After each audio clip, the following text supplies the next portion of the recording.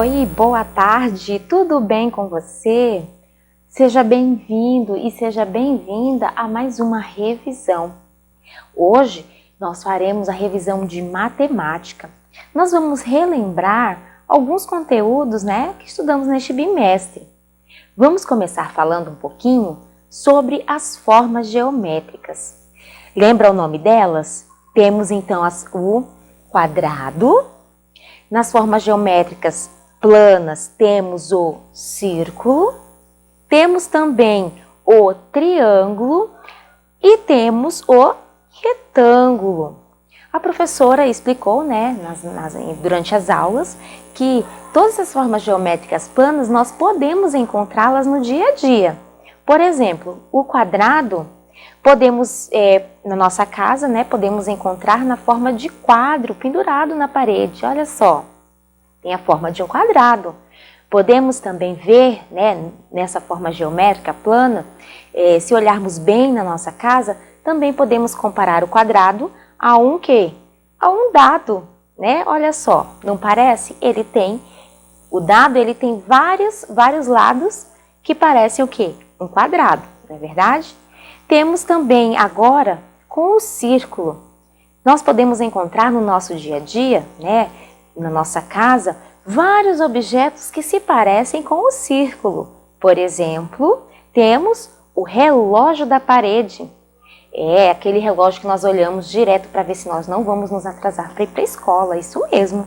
Temos também a bola de futebol, Os meninos sabem, conhecem, as meninas também, A bola de futebol tem o formato de um círculo, só que de uma outra forma.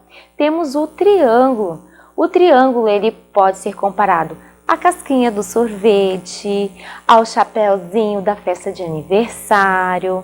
Olha aí quantas coisas, tá vendo? E o retângulo? O retângulo nós podemos comparar ele à porta da nossa casa, olha só, tá vendo? Também podemos comparar o retângulo ao caderno que nós usamos para estudar na escola. O caderno tem a forma retangular. É muito fácil, Às vezes nós encontrarmos as formas geométricas no meio onde a gente vive, não é verdade?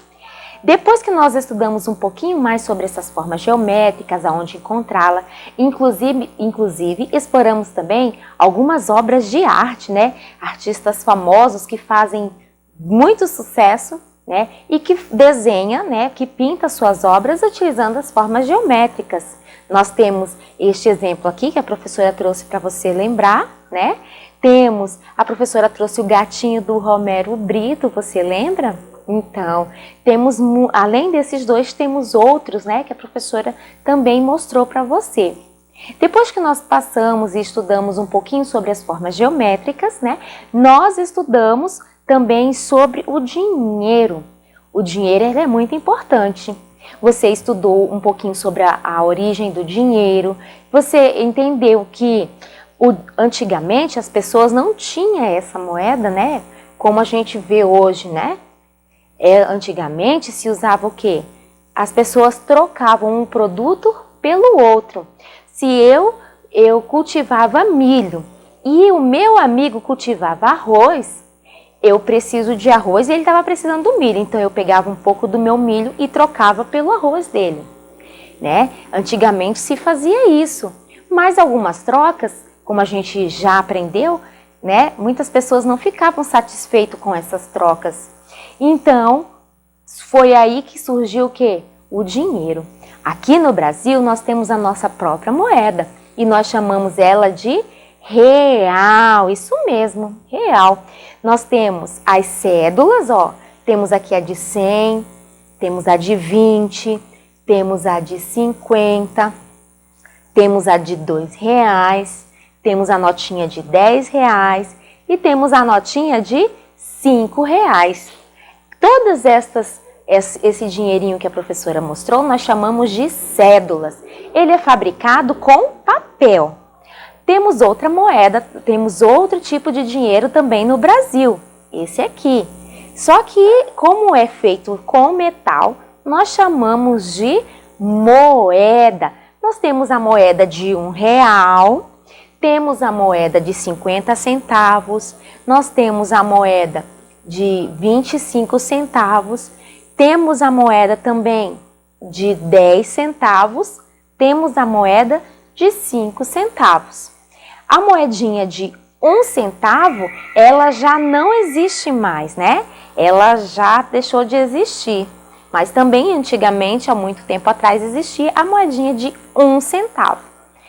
Depois que nós falamos um pouquinho sobre o dinheiro, você aprendeu que o dinheiro brasileiro se chama real, que em outros países também existem outras moedas, né? Nos Estados Unidos, o dinheiro deles é chamado de dólar. No Paraguai, né, é utilizado muito o dólar. E na Bolívia nós temos, né, o dinheiro específico daquela região. Então, agora, depois que nós estudamos, né, um pouquinho mais sobre isso, nós vamos falar agora sobre outro conteúdo que estudamos bastante também. Os tipos de medidas, né? Você aprendeu em cada semana que existe um tipo de medida diferente. Nós temos a medida de tempo. Na medida de tempo, nós utilizamos 2 recursos, lembra? Nós reutilizamos o calendário. O calendário, ele marca o mês, o dia da semana, né? E também o mês do ano, o dia da semana. E o ano, né? Ele é assim. Aqui temos o mês, fica logo em cima, o mês e o ano. Depois disso, vem o que no calendário? Vem os dias da semana. E depois, né, vem marcando com números qual é o dia de cada semana, né? Geralmente, os nossos meses, ele vai do 1 até a 31. Existe mês que vai até o 30 e existe mês que vai até o 31. Depois que estudamos sobre o calendário, né, também estudamos sobre, na medida de tempo, sobre o relógio. O relógio, ele marca as horas, os minutos e os segundos. Para nós termos um dia completo, esse relógio precisa o quê?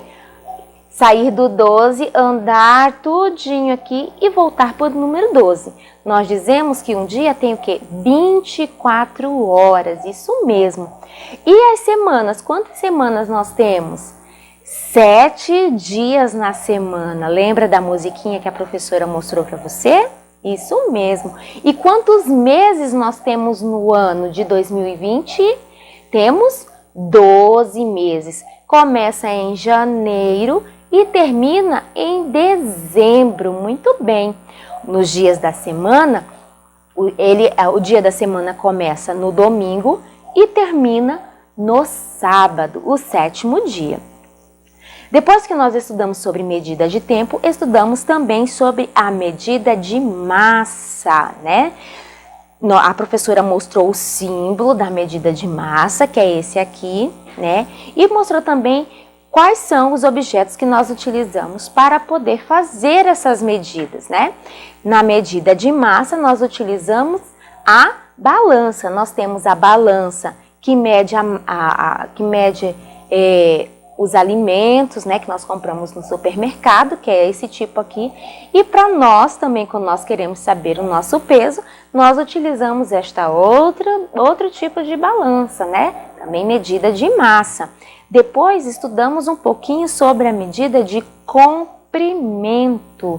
Na medida de comprimento é quando nós desejamos saber o tamanho de alguma coisa. Quando eu quero saber o tamanho de um brinquedo, por exemplo, eu posso utilizar uma régua, uma fita métrica ou uma trena. Estes aqui que a professora falou são os instrumentos que nós utilizamos para medir o comprimento, tá certo? E por último, estudamos a medida de capacidade, que é representado por estes símbolos, né? E a professora disse e explicou, mostrou para você que existem instrumentos específicos para medir, né, a capacidade. E medida de capacidade é o quê? Nós vamos medir apenas os líquidos, né? Então, estes aqui que você está vendo são os instrumentos que nós utilizamos na medida de capacidade. Depois que estudamos tudo isso sobre os instrumentos de medida, falamos sobre o nosso dinheiro, trabalhamos bastante em cima disso, falamos das formas geométricas, nós estudamos um outro conteúdo também muito importante, que aliás, nós já estamos estudando já há algum tempo. E por que que está se repetindo? Porque você não pode esquecer, ele é muito importante, tá certo? Primeiro, as continhas de adição. Lembra que na continha de adição, você precisa utilizar este símbolo. Este símbolo representa as continhas de adição, é o sinal de mais. Então, quando eu vou olhar para uma continha e vejo este sinal, eu posso dizer que é uma continha de adição ou posso dizer também que é uma continha de mais, né? Mas o correto é dizer que é uma continha de adição, é a forma correta de se falar, tá certo? Na continha de adição, eu pego esta quantidade e junto com esta quantidade, né? Toda continha de adição você vai precisar juntar quantidades, tá bom? Por exemplo, eu tenho 6 laranjas e 2 maçãs. Eu vou usar este sinal para juntar as minhas quantidades de frutas e depois chegar no resultado final. Lembra que a professora mostrou que há várias formas de você montar uma continha de adição? Nós temos essa forma e nós temos essa outra forma, tá vendo? Bom, depois que falamos um pouquinho sobre a continha de adição, trabalhamos também as situações problemas. Lembra das nossas historinhas matemáticas? Pois é, a professora lançou alguns desafios, né, de poemas problemas para vocês. E olha que legal que foi, eu vi que muita gente já tá, ó, nota 10. A professora explicou para você que toda situação problema, ela traz o quê? Uma história, né? Conta uma história de alguém, né? E aí você precisa o quê? Resolver o problema que está sendo pedido. No caso aqui, por exemplo, Lúcia tem 3 bonecas e Ana tem 2 bonecas.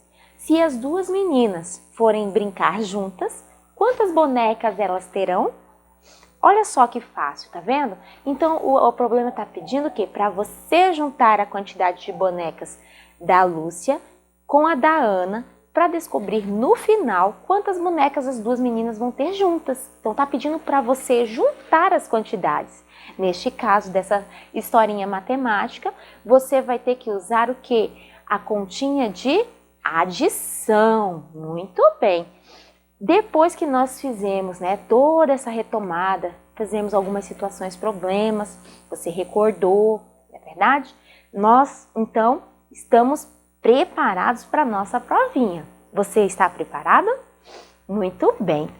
A nossa revisão vai ficando por aqui. Espero que você tenha lembrado de todos os conteúdos que nós já estudamos, tá bom?